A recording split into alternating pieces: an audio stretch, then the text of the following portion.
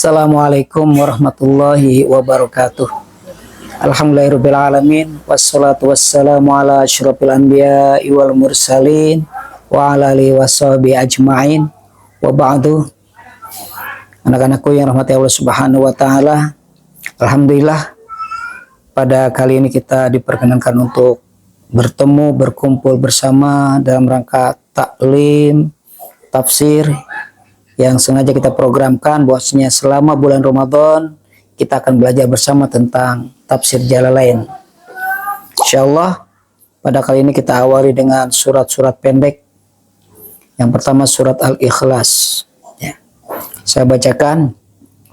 A'udzubillahi minasyaitonirrajim. Bismillahirrahmanirrahim. Qul huwallahu ahad. Allahus samad, lam yalid wa lam yulad wa lam yakul lahu kufuwan ahad.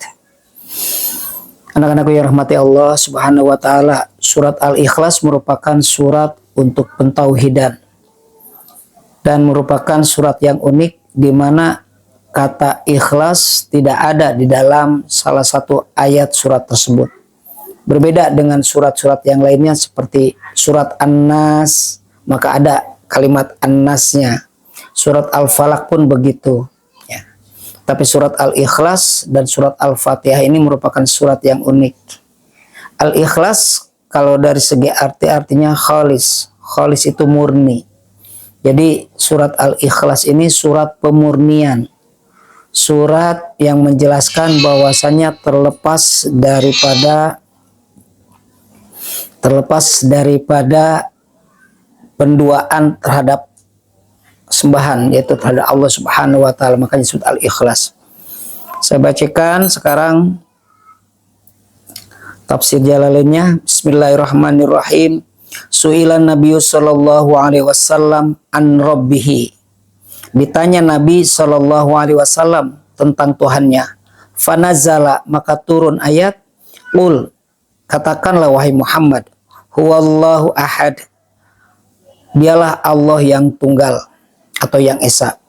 Fallahu khobarun huwa wa ahadun badal minhu aw khobar tani. Maka kata Allah sebagai khobar dari muftadanya huwa, dan kata ahad sebagai badal dari Allah atau sebagai khobar kedua. Allahus samad, Allah tempat bergantung. Allah mubtada, kata Allah sebagai mubtada, as-samad khabarun, sebagai khabar. Ail maksudu, yaitu yang dimaksud dengannya, fil hawaiji ala dawam, dalam segala kebutuhan untuk selamanya.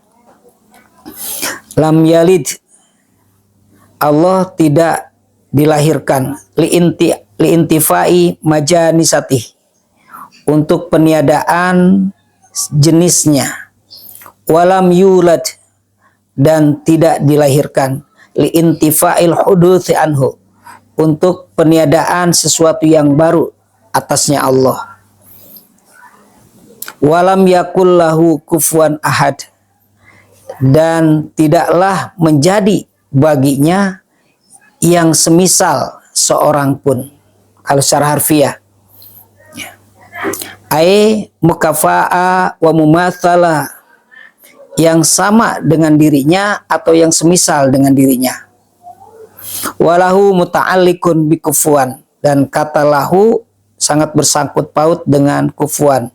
Wa qaddama alaihi, dan didahulukan catatannya atau tulisannya atasnya, li'annahu mahatul qasdi, ini tujuannya untuk mengikat maksud.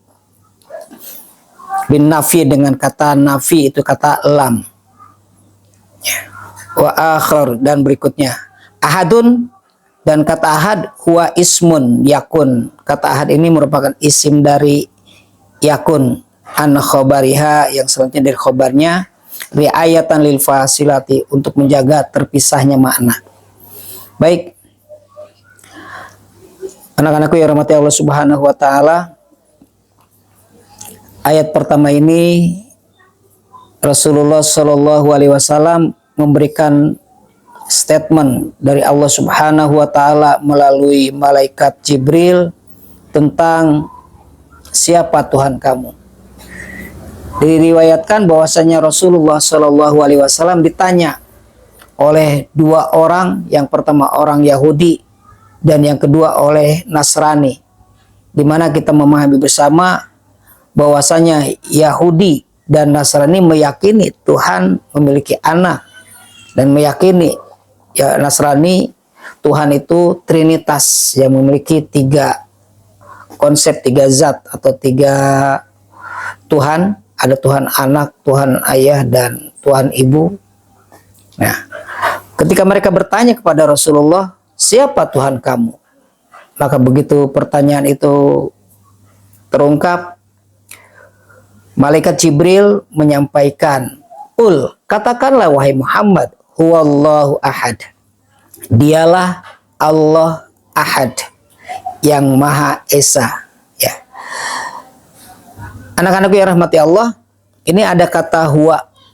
Di sini menunjukkan bukan berarti Allah itu berjenis kelamin laki-laki dengan kata huwanya. Namun kata huwa di sini adalah supaya menyambung dengan manusia. Yang pertama, ya, kata dianya. Yang kedua, kata huwa ini sendiri kalau dimasukkan ke dalam nahwu sorob atau kepada sorob, merupakan kata yang pertama dalam amsilah atau dalam tasrifan. Huwa, huma, hum, huwa yang pertama, gitu ya. Jadi bukan berarti mengidentifikasi sebagai Allah itu seorang laki-laki. Ya. Katakanlah dia Allah. Kata Allah, anak-anakku yang rahmati Allah, ini kata yang unik, di mana alif, lam, lam, ha kalau dihapus satu persatu maknanya kembali kepada Allah. Allahu, dihapus alifnya, maka akan berbunyi lillah, berarti bagi Allah. Selanjutnya dihapus lam yang pertama, maka lahu memiliki arti baginya Allah. Dihapus lagi lam yang kedua, maka akan menjadi hu. Hu itu merupakan kepanjangan dari dia Allah. Ya, Masya Allah ya Karim. Jadi selamanya kata Allah itu kembali kepada makna Allah kalaupun dihapus satu persatu, kecuali hilang semuanya. Ada hal yang menarik anak-anakku di sini, ahadun. Kalimat ahad atau kata ahad ini merupakan kata yang unik yang tidak ada kata ikutannya.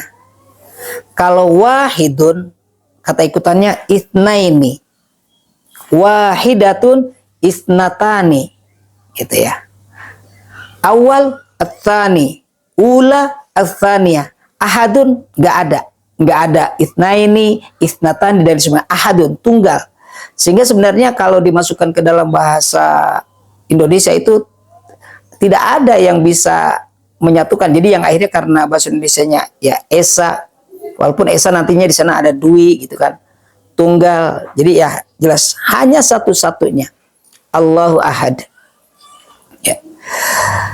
Anak-anakku yang rahmati Allah Subhanahu wa taala, jadi ketika Nabi Muhammad sallallahu alaihi wasallam ditanya, siapakah Tuhan engkau? Maka Nabi langsung menjawab, huwallahu ahad. Tuhanku dialah Allah yang esa. Pernyataan pertama. Ya.